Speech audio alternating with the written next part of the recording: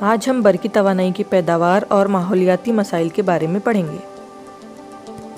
ایندھن کے نامکمل احتراق سے کاربن مونو آکسائیڈ تیار ہوتی ہے۔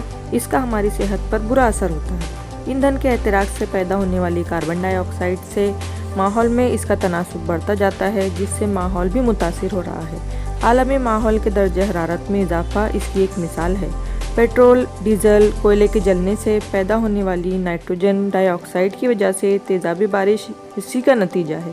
رکازی ایندھن کے نامکمل احتراق سے پیدا ہونے والے دھوئے کے ذرات ہوا کو آلودہ کر دیتے ہیں۔ اس کی وجہ سے دمے جیسی تنفسی بیماریاں ہوتی ہیں۔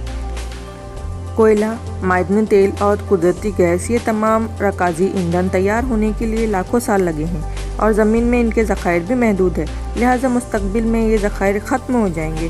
ایسا مانا جاتا ہے کہ اگر اسی طرح استعمال کیا جائے تو کوئلے کے ذخائر 200 سال میں اور قدرتی گیس کے ذخائر 200 سے 300 سالوں میں زمین پر ختم ہو جانے والے ہیں۔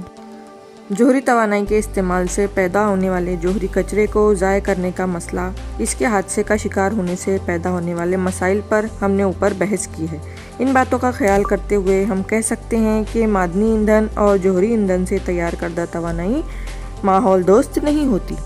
آبی ذخائر سے بجلی کی پیداوار، ہوا کی توانائی سے بجلی کی پیداوار، شمسی توانائی سے بجلی کی پیداوار کچھ ایسے ذرائع ہیں جس سے ماحول کو نقصان نہیں ہوتا۔